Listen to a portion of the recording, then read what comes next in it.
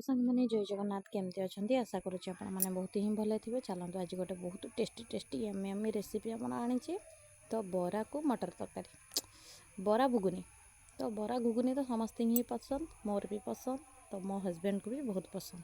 तो सर्वप्रथमें मो बिरी की धोई देकी ग्राइंडिंग करके किसी समय घोड़े रखी से किसी सुजी ऐड कर देची, छोट छोट पियाज टिके काटिके ऐड कर देची, कंचा लंका टिके ऐड कर देची, जीरा टिके ऐड कर देची, पियाज कंचा लंका अदा लुण खाया सोडा ये भाव में सब ऐड करके भल भाव में मिक्स करके 10-15 मिनट घोड़े देची। तापर मटर रे मु लुण हलदी मटर आलू छोट छोट करके घुगुनी एबे प्रेशर कुकर रे बसई देची। सी 2-3टा सीटी हो गला। तापर मु कड़ाई बसई देची। कड़ाई रे किछि तेल पर टिके जीरा जीरा पर छोट छोट काटी पियाज ताकू भल भाव में एपट सेपट कर देची। तापर अदा रसुण पेस्ट से ऐड कर नेची। तापर छोट छोट काटी टमाट भी से ऐड करची। ताकू भी 15 मिनट रु 5-15 मिनट ताकू एपट सेपट करची सिझीबा छाड़ देची।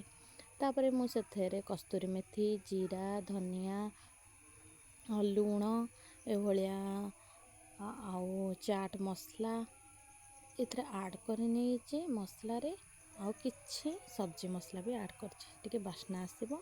तापर ताको ये भलिया पानी देकी ताको एपट सेपट कर देछि। ताको भी 5 मिनट छाड़ी देछि टिके सिझिबा पाई। देखंतु पूरा मसलाटी पूरा प्रस्तुत हो गलानी बा टेस्टी टेस्टी देखा जाउछि। आउ सब मसलारू तेल भी छाड़ी गलानी, पानी भी सुखी गलानी, ताको पूरा भल भाव में हो गलानी। तापर आलू मटर जो सिझेइथिली घुगुनी करबा पाई सेथरे मु ऐड कर देछि। ताकू टिके फुटेकी मुझे मसला दे देछि। देखंतु ए भलिया प्रोसेस रे मु घुगुनटा पूरा तैयारी कर नेछि। तो मते तो बरा घुगुनी सखाळु सखाळु खाइबा को आमर माने समस्त ही पसंद मो फैमिली रे। तो यांको बहुत पसंद मते भी बहुत पसंद। बरा घुगुनी हो गले आमर आ किछि दरकार नहीं। बरा घुगुनी खाइबा आमर बहुत टेस्टी लगे। तापर मु सेतरे गरम मसला ऐड कर देछि। तापर धनिया पत्ता ऐड करके ताको गोटे साइड रे रखी देछि।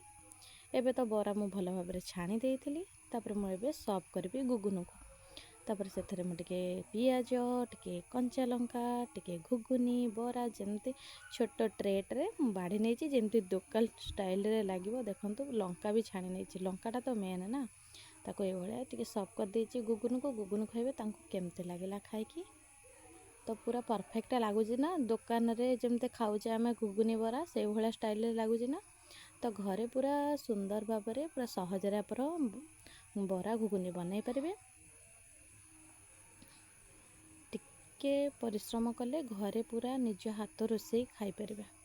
देखंतु तांको भी बहुत ही भल लागिला खाइबाटा। वीडियोटी आपण माने केमते लागिला कमेंट रे कहिबे, लाइक शेयर सब्सक्राइब कर देबे। टाटा सांग माने जय जगन्नाथ टाटा।